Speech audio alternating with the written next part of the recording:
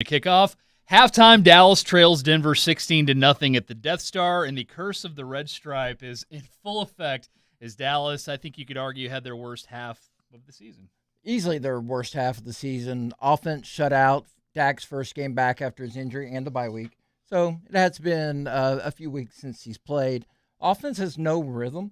And they really do look like they're missing Tyron Smith right now. Yeah, Terrence Steele gave up a sack towards the end of the first half, and really the offensive line just hasn't been good in general. They're not getting many running lanes going. And Denver, without Von Miller, is creating a lot of pressure, and that pressure's not allowing Dak to get into rhythm, like you said. And it feels like there's early on when they got stopped on fourth down.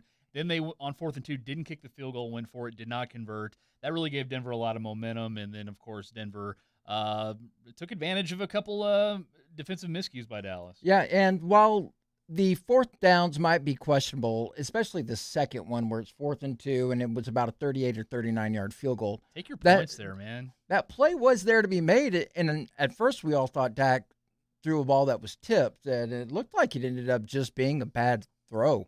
So the play was there. Other than that, this game has not gone as expected. Denver has played completely inspired football, and they haven't looked intimidated. They've come in here and really handed it to Dallas, which is surprising. On the opening kickoff, Pollard takes it 50 yards back. It seems like Dallas had the momentum.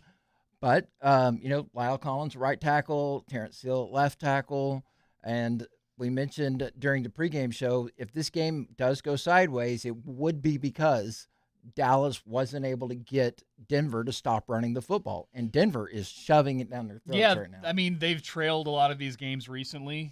They've lost, 4 of their last 5, so they haven't been leading. So Melvin Gordon hasn't been a huge factor. But so far today, Williams is running the ball hard too. And, it's Dallas not only is struggling inside with their linebackers being out of place at times, they're also not setting the edge. So Denver's getting some runs out on the perimeter. And, if we're going to damn what the Cowboys have done so far, you have to give praise for Teddy Bridgewater. Teddy Bridgewater has been very good. Obviously, he hits the deep ball to 81, beating Diggs on the go route. But that ball he threw, I think it was, a 3rd and 10, where he sort of feathered it over the linebacker in front of the safety near the sideline. That was about as good as it gets. Yeah, he's thrown a couple of those, and Jerry Jeudy made a very nice catch on the one you're talking about. It was an over-the-shoulder, almost like a basket catch. Right. And it was Bridgewater he's a savvy veteran, and he is playing well because the ball kind of floats, and we all are anticipating maybe an interception, but he's throwing it in these safe places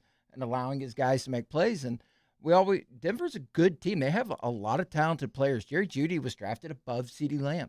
Yes, they don't have Fant, but they also have Courtland Sutton out there. They have Javonte Williams, Melvin Gordon. These are very good explosive playmakers, and Dallas right now is not doing enough to slow them down. And speaking of CeeDee Lamb, Dak had him on a deep touchdown, but he didn't turn on the Jets till late, so Dak overthrows him. That could have been a score. You mentioned not kicking the field goal early on 4th down. So those are points that could have happened but didn't. But give Denver full marks for, taking advantage of a Dallas team that's not executing. Dak's only 5 of 14 passing. He's going to have to start getting some rhythm in the passing game. That's going to be tough to do against a Vic Fangio defense that is, to their credit, taking advantage of a Dallas offensive line not at full strength. And on the other side, it feels like the Broncos offensive line that's very decimated with injuries. In fact, they had another injury to their right tackle, which brought in Cam Fleming, the former Cowboy. They're doing the job. Well, the Cowboys' offensive line is just not. And it didn't start out that way for them. Their first 4 or 5 offensive plays all resulted in negative yardage. They lost yardage on all of those plays. Odighizuwa has actually played pretty well for Dallas' defense. He has 3 plays in the backfield that I've seen. But other than that, it's just been way too easy in the running game, especially as you mentioned earlier. Dallas not setting the edge in the run game. They're trying to knife inside and cheat a little bit. And every time they've tried it, Denver has called the right play at the right time. And what can you say about Vic Fangio and his defense? I mean, Dak looks confused. He looks like Denver is doing something that they didn't expect or didn't see on film.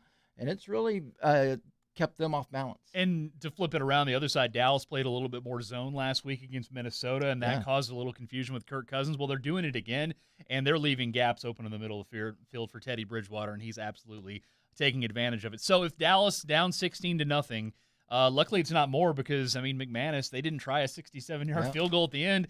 he's got the leg to do that. And really, Denver's clock management on that final drive with 3 timeouts was terrible, so Dallas got a break there. Dallas's defense is going to be on the field to start the second half.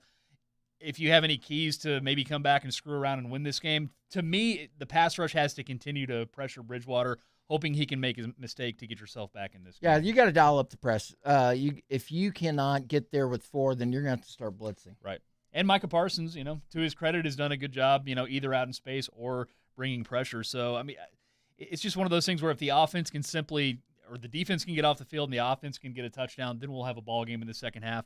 But going down 4 scores to this Denver team playing this inspired today might not be looking good. But good news, we do have a post-game show right here on the ticket because Jake Donovan and Norm Hitzis are going to bring you that. We gave you the pregame show and the halftime HSOs. Thank you, P1s, for joining us here on all of our platforms and Twitch and Facebook